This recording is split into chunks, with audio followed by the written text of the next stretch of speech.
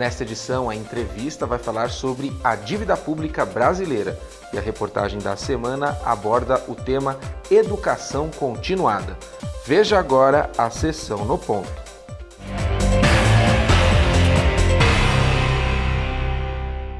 O EasyTech, que é o Instituto Superior de Inovação e Tecnologia, deu início no mês de agosto à sua terceira turma de graduação em Engenharia de Inovação. Essa faculdade, que tem os sindicatos de engenheiros como entidade mantenedora, é a primeira a oferecer esse curso no Brasil e já tem se destacado pela excelência no ensino e pelo seu avançado projeto pedagógico. Em período integral, o curso tem uma proposta de aprendizagem que valoriza a criatividade e o domínio do conhecimento, em vez da antiga decoreba de fórmulas e conceitos. Chegando agora à terceira turma, o método tem se mostrado muito bem sucedido e tem atraído estudantes interessados em se preparar para os desafios do futuro. Para completar, os alunos do EasyTech têm bolsa integral. Esse investimento é uma contribuição do nosso sindicato para a sociedade, para a engenharia e para o futuro do país. Prezadíssimo telespectador, seja muito bem-vindo a mais uma entrevista do Jornal do Engenheiro na TV. Estamos recebendo hoje Carmen Cecília Bressani, que é advogada e coordenadora do Núcleo São Paulo da Dívida Pública. É um prazer recebê-la aqui. Igualmente.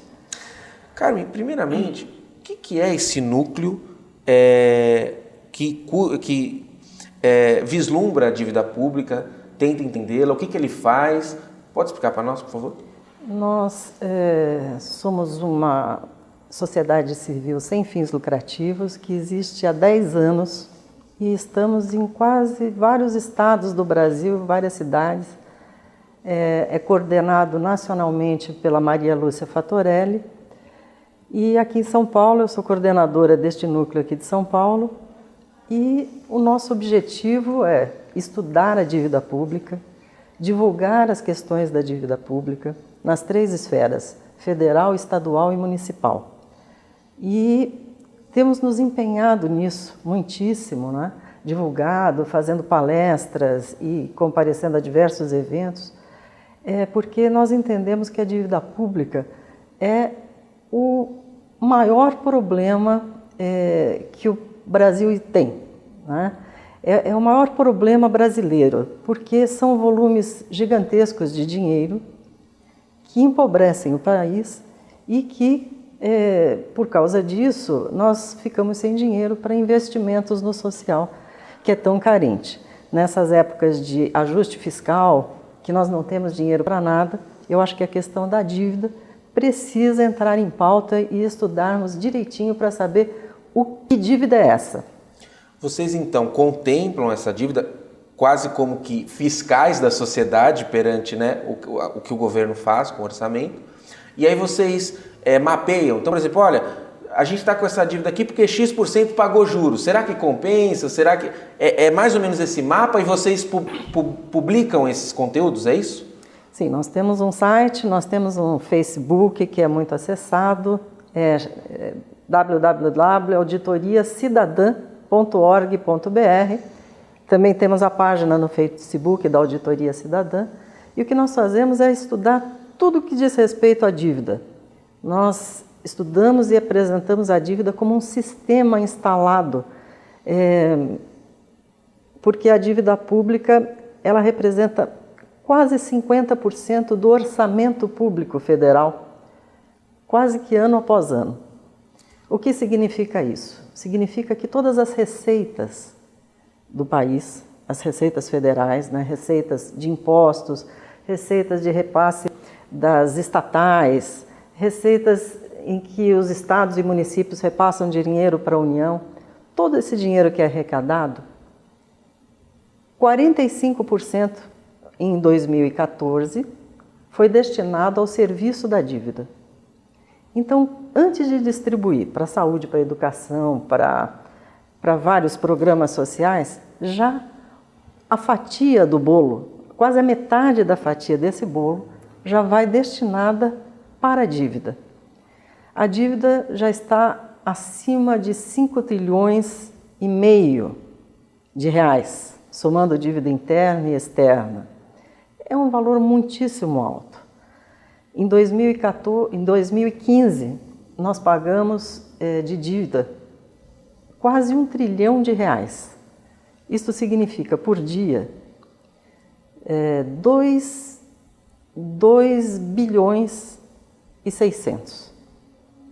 Para a gente poder imaginar um pouco esse número de 2 bilhões e 600, eu lembro, sempre faço uma correlação do estádio do Corinthians, né? Na época da Copa, construíram o Itaquerão, né? Que é vulgarmente chamado de Itaquerão, e na época gastaram no estádio do Corinthians R$1 bilhão. Então, com a dívida, a gente gasta por dia 2 Itaquerões e meio, né? É um volume altíssimo de dinheiro. As cifras são sempre muito assustadoras quando se trata de dívida pública. Então, nós pedimos, né, a nossa associação pede que seja feita uma auditoria dessa dívida. O que significa isso? Que a gente verifique minuciosamente, com a participação da sociedade civil, tudo o que diz respeito à dívida, para saber a quem essa dívida beneficia, né? Porque, se você veja, se nós temos uma dívida de R$1 trilhão e 500 mil, você há de convir comigo que se esse dinheiro tivesse entrado para o país, nós estaríamos muito bem, né? Aí a gente vai estudando melhor a dívida e vê que a dívida pública é diferente de uma dívida que a gente conhece como a nossa dívida, por exemplo, uma dívida que a gente vai ao banco, pega um dinheiro para comprar um carro, uma casa, alguma coisa que a gente precisa, recebe o dinheiro e depois vai pagando. A dívida pública é diferente disso, ela não tem quase contrapartida. É uma dívida feita de mecanismos contábeis, mecanismos financeiros, que ao invés de trazer para a população algum benefício, ter uma contrapartida que depois a gente pague por ela, ao contrário, a dívida não traz um benefício social. Ela não é um investimento social. Parece um fim em si mesmo.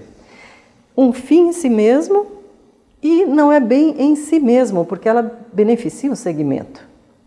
Ela beneficia o segmento do mercado, das instituições financeiras. Você vê que se, por um lado, o Brasil está numa situação de penúria, sem dinheiro para nada, sem dinheiro para a saúde, sem dinheiro para a educação, ainda querendo cortar mais, o comércio está em crise, os serviços estão em crise, o PIB caiu 3,8% em 2015, quase 4%, uma queda imensa. No entanto, as instituições financeiras batem recorde de lucro. Então, como é possível que num país em crise, em que a economia está em crise, os bancos tenham recordes em cima de recordes? Em 2014 foram mais de 80 bilhões de lucro dos bancos, 80 bilhões de reais, é um disparate, né? E isso se justifica pela questão da dívida. No Brasil, por exemplo, pagamos os juros mais altos do planeta, um dos mais altos do planeta, e não há justificativa para isso. É para que paguemos juros tão altos assim. E desses 45% que consomem de todas as nossas riquezas, a maior parte, então, é para financiar juros? Então, essa questão dos juros é uma questão também que nós descobrimos quando houve a CPI da dívida pública, houve uma CPI em 2009, e nós descobrimos que, em primeiro lugar, a Constituição proíbe fazer dívida para pagamento de juros. A Constituição só permite nova dívida para pagamento do principal. Então, o que a gente descobriu na contabilidade disso?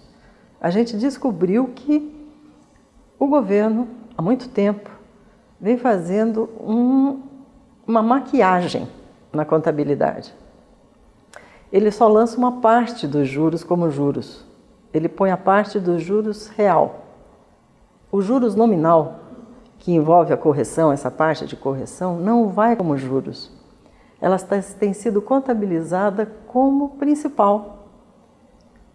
É uma maquiagem inconstitucional que coloca uma boa parcela de juros para dentro do principal. O que acontece em relação a isso?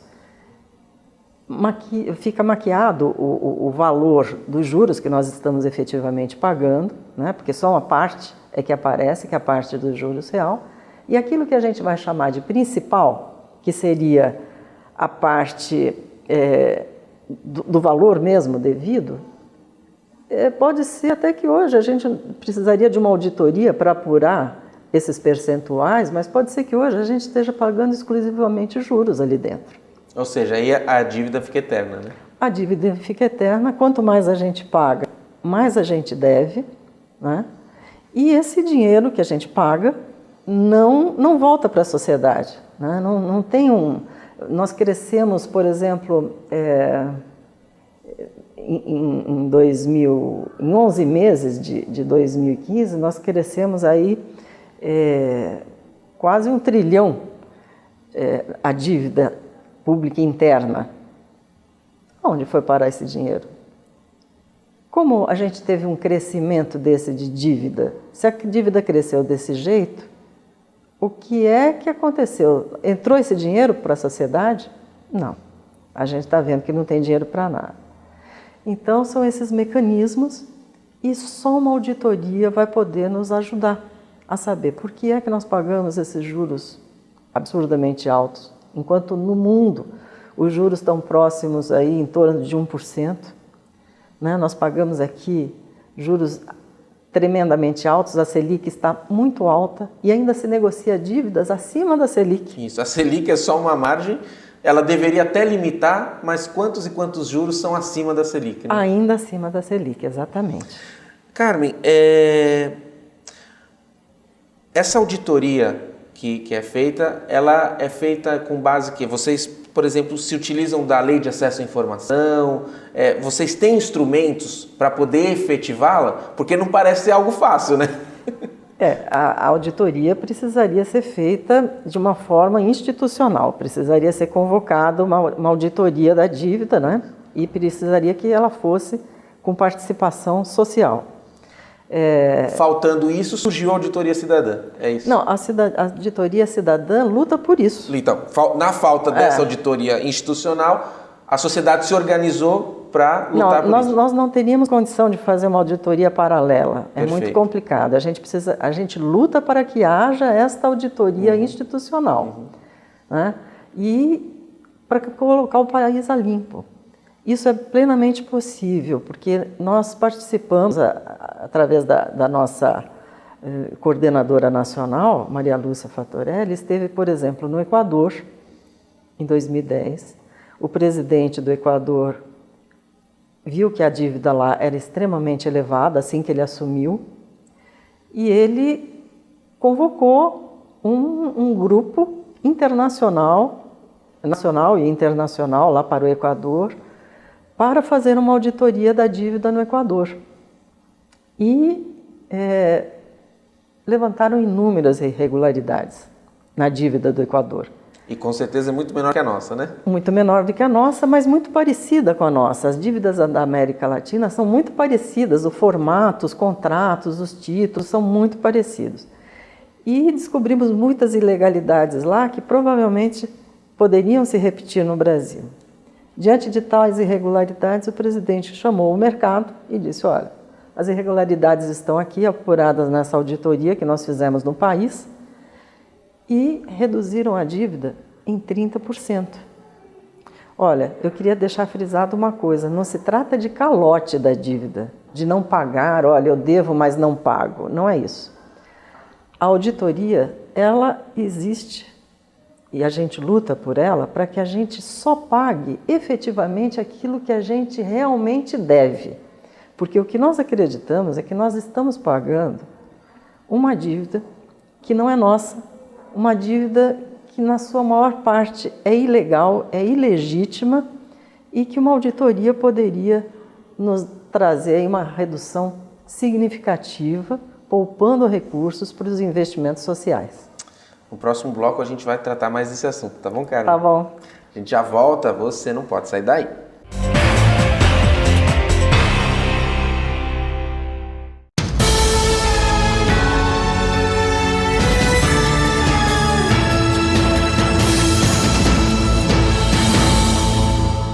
A Federação Nacional dos Engenheiros defende a formação de uma ampla coalizão unindo os engenheiros e demais profissionais da área tecnológica. A proposta é que essa aliança, chamada Engenharia Unida, possa oferecer saídas às dificuldades enfrentadas pelo país na atualidade e contribuir com o permanente avanço no futuro. O movimento Engenharia Unida foi lançado durante a cerimônia de posse da diretoria da Federação Nacional dos Engenheiros, dia 28 de março, em São Paulo. Nós estamos passando por um processo muito rico. Então não é o momento de ficar paralisado. Não é o momento de ficar esperando um dia a crise acabar. Nós temos que partir para duas ações. Uma reflexão forte internamente, daí a Engenharia Unida, e partir também para ações propositivas. A importância da Engenharia Unida, ela se resume principalmente pelo fato da engenharia ser o pilar de qualquer desenvolvimento. Então, nada melhor do que discutirmos um tema tão voltado a esse momento que nós vivemos em nosso país, do que falar de uma engenharia unida pensando cada vez mais no nosso Brasil e pensando em cada vez mais nos nossos profissionais.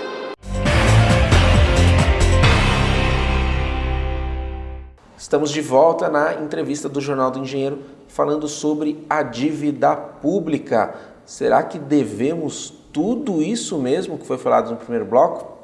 Carmen Cecília Bressani, advogada e coordenadora do Núcleo São Paulo, é integrante, da dívida pública, ou seja, que estuda esse assunto, está aqui conosco. Carmen, instrumentos como a Lei de Acesso à Informação, que é bastante recente, e Lei de Responsabilidade Fiscal, que também historicamente é recente, ajudam a essa auditoria cidadã, que, claro, não é uma auditoria paralela, até porque seria impossível, mas ajudam a sociedade e a auditores que participam desse movimento, que é muito importante esse serviço especializado, esse conhecimento, ajuda a gente entender o tamanho dessa dívida e o que ela pode estar ilegal? Ajuda sim, claro que ajuda, é fundamental essa lei de acesso à informação, mas a lei de acesso à informação não nos mune de todas as informações que necessitamos. Por isso que nós precisaríamos de uma auditoria institucional mesmo, para irmos a fundo nas questões. Só para te dar uma ideia de um assunto extremamente recente, vinculado à lei da informação, nós da Auditoria Cidadã trabalhamos apenas com dados oficiais, aqueles que são publicados nos sites do Banco Central, Tesouro, enfim. Só pegamos os dados oficiais. Então, fomos buscar no portal da transparência as receitas realizadas em 2015. As receitas realizadas significam as receitas que realmente o governo conseguiu realizar, aquele dinheiro que de fato entrou, a receita que entrou de fato. Nós apuramos lá no site, está lá publicado, que as receitas realizadas somam, em 2015, 2 trilhões 748 bilhões. Isso são as receitas que constam no site. Quando nós vamos no site do Siga Brasil, que tem como fonte os dados do CIAF, quando nós vamos nesse outro site do governo, a gente vê que as despesas de 2015 somam 2 trilhões 268 bilhões. E, pura e simplesmente, desaparecem esses 480 bilhões de sobra entre a receita realizada e as despesas efetivadas. Quer dizer, os números não se encontram. Os números não se encontram e a diferença é extremamente grande. 480 bilhões é um número extremamente significativo. Então, o que nós da Auditoria Cidadã fizemos? Nós entramos com um pedido de acesso à informação, perguntando onde foram aplicados esses recursos, esses 480 bilhões. E, passado o prazo, que tem um prazo de 20 dias, esse prazo foi esgotado, recebemos uma resposta seguinte. Nós estamos verificando, pedimos uma prorrogação de prazo. Ficamos contentes, falamos, puxa, estão vendo aí onde é que puseram esses 480 milhões, né? Mas, infelizmente, a resposta final chegou para a gente e diz o seguinte, que a pergunta foi genérica, por isso não teria resposta. A pergunta absolutamente não foi genérica. A pergunta precisa. É clara, objetiva, né? E que há uma diferença entre as receitas realizadas, as despesas, e precisamos saber aonde foram parar 480 bilhões de reais no Brasil no ano de 2015. Carmen, para se fazer essa auditoria institucional, a gente já sabe dos grandes interesses contrários a isso, né? O sistema financeiro, por exemplo. Quando isso ocorreu no Equador, que você nos contou o caso, qual foi a repercussão, né? O que teve algum problema forte para o governo lá? O que aconteceu? Olha, não aconteceu nada. Era tão evidente que não teve dando nada. Publicidade, dando claridade para o assunto? Exatamente. Foi porque há pessoas que dizem nós não podemos enfrentar o sistema financeiro. O sistema financeiro é extremamente forte, nós não podemos enfrentar. Mas no Equador nós temos obviamente a economia do Equador é infinitamente menor do que a do Brasil. Mas nós não tivemos nenhum problema no Equador, né?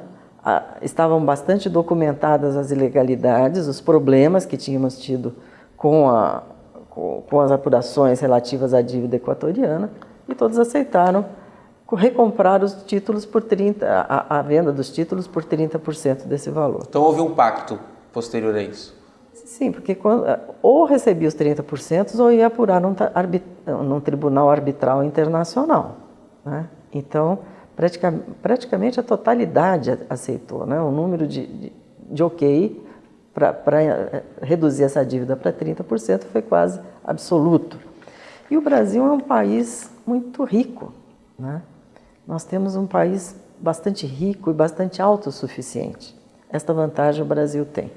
Então, um país tão rico como o nosso, está numa situação de penúria como a que nós estamos, eu acho que temos que parar com esse medo e enfrentar aquilo que está nos tornando pobres, né?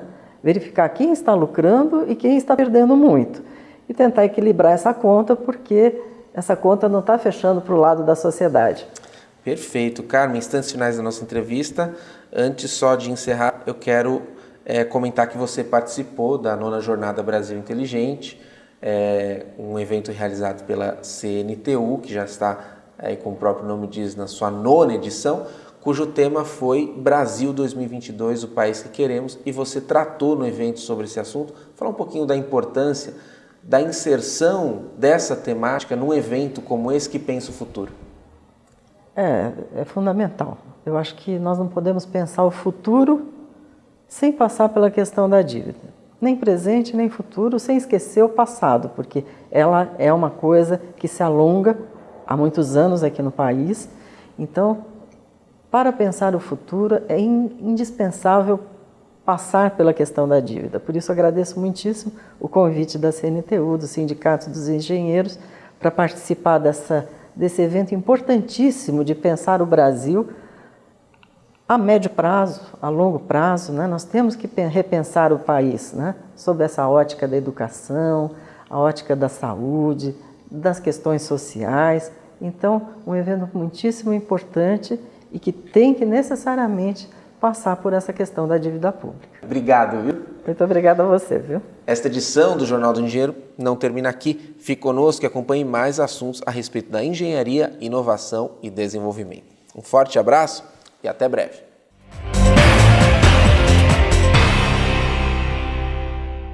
No Brasil, o número de pessoas que buscam um complemento na sua formação profissional cresce a cada ano. Segundo dados do Sistema Nacional de Pós-Graduação, Entre 2003 e 2013, o número de matrículas em cursos de especialização chegou a 108 mil, o que representa um crescimento de 45%. Hoje, um profissional com pós-graduação chega a receber 100% a mais do que uma pessoa que tem simplesmente uma graduação.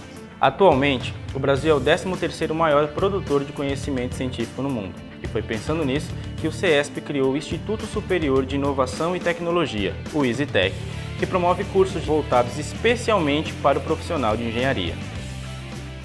Os cursos de especialização e de pós-graduação, eles têm um direcionamento para algum tema específico, que geralmente é um dos temas dos quais aquele aluno estudou na graduação. Portanto, você pode escolher fazer uma pós-graduação de diversos assuntos. Evidente que o melhor proveito é quando você faz essa especialização, faz uma pós-graduação de algo que esteja direcionado para onde você vai atuar. Então a pós-graduação ela abre um mundo para esses profissionais, porque eles vão conhecer especialistas, mas vão conhecer pessoas generalistas que vão ajudá-los a abrir portas para eles, seja como empregado, seja como empresário. Por quê? Porque ele vai ter acesso a um conhecimento inovador que pode ser o quê? O futuro dele, o futuro profissional dele, que ele nem imaginava quando estava fazendo a graduação. O Sindicato dos Engenheiros já é uma estrutura, vamos dizer assim, de base tecnológica, que reúne profissionais da área tecnológica. Já é uma estrutura avançada pelo seu porte, pelo seu tamanho, pela quantidade de associados, a sua estrutura que se espalha pelo Estado.